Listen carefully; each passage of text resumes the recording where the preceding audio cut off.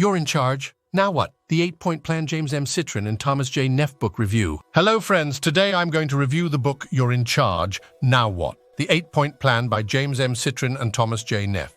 The Oath of Office.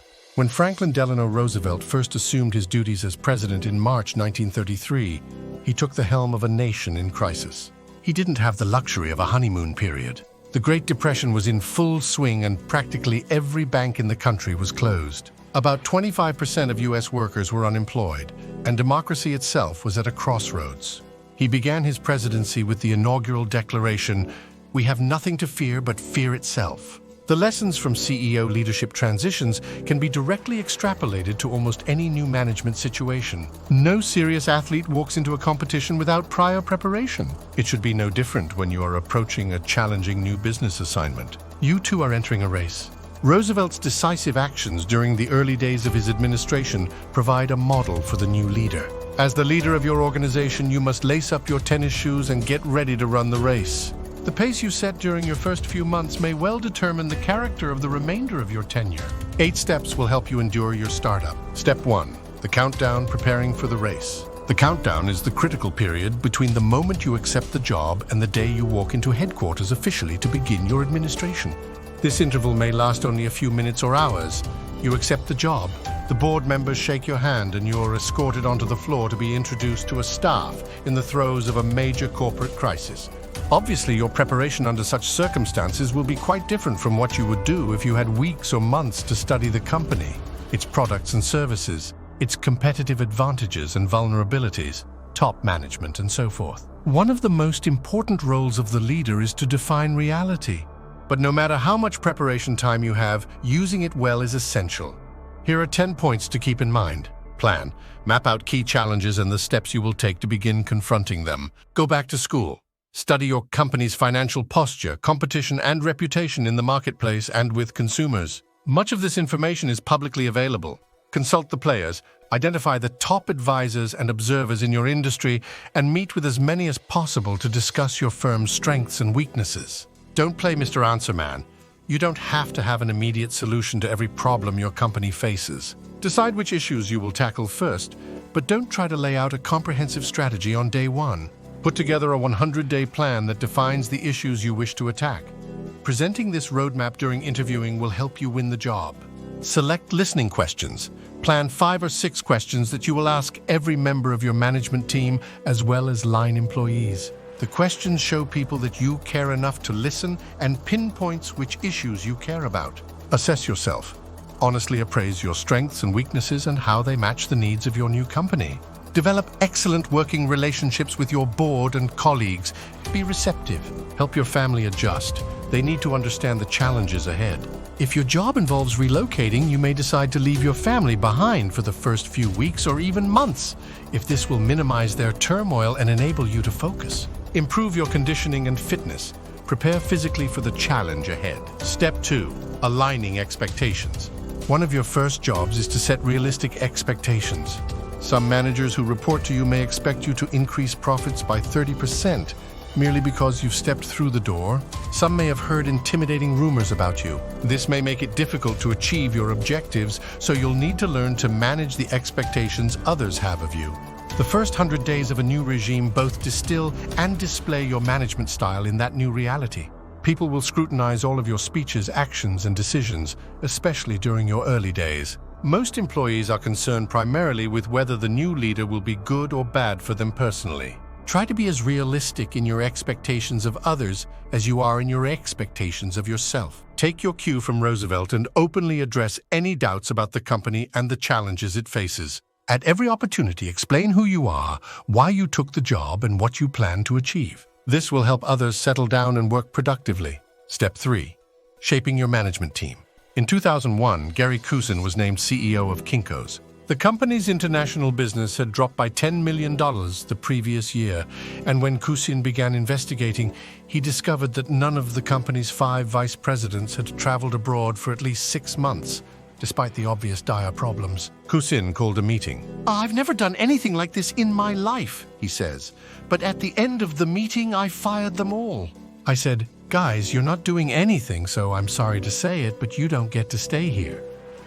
He replaced all 5 with one manager who was able to turn the situation around in 3 months. Shape events before they shape you. Kusin's approach sounds drastic, but the lesson of his experience is that making an accurate evaluation of your management team is essential.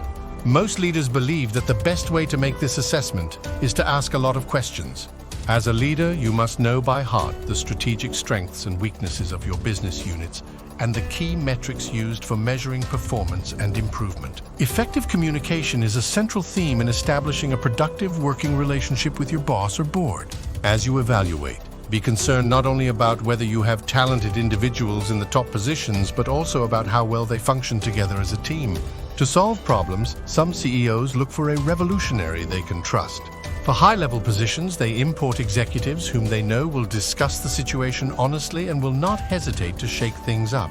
However, if your turnover rate rises to more than 30 to 40% of the management team, you'll begin to lose the institutional knowledge you need to run the company. Step 4. Crafting your strategic agenda. Don't try to solve all your company's problems overnight, but do craft a broad strategic agenda. Begin by diagnosing your company's assets and liabilities, particularly from the customer's perspective. Decide where the company is executing well and where it isn't. Then select a few areas on which to concentrate, ideally ones that promise significant returns. A well-defined strategic agenda can be used both to direct and to mobilize people, ensuring that their attention will stay focused on the core initiatives that will have the greatest impact on the organization's performance. Pare down your strategy to a few high-priority action steps. To get everyone moving in the right direction, create a short list of your top priorities and communicate it to people at all levels of your organization. Make sure you allocate the resources necessary to accomplish the work. Wise leaders provide enough structure so that people know what they're supposed to do, yet they avoid getting so specific that managers feel constrained and unable to be flexible. Give your employees the freedom to respond to changing circumstances and conditions. Step 5. Culture is the game. Every leader soon learns that the corporate culture has the power to facilitate or block a company's success. As the leader, you set the tone. You have to pace yourself and continually assess the tolerance of the organization. The best way to exert that authority is to transform the culture, following these 10 guidelines. Assess the current culture. Understand its values, how it works, and what you'll need to do to change it. Understand what you are up against. Many corporate captains have been forced to walk the plank because they couldn't make an impact on a resistant corporate culture. Listen and observe. Take note of such details as how people dress and speak, how they decorate their offices, and how they behave in meetings. Listen to their euphemisms and note which problems they avoid naming. Study their attitudes and assumptions. Become a student of the cultural heart of your organization. Find out how things really get done.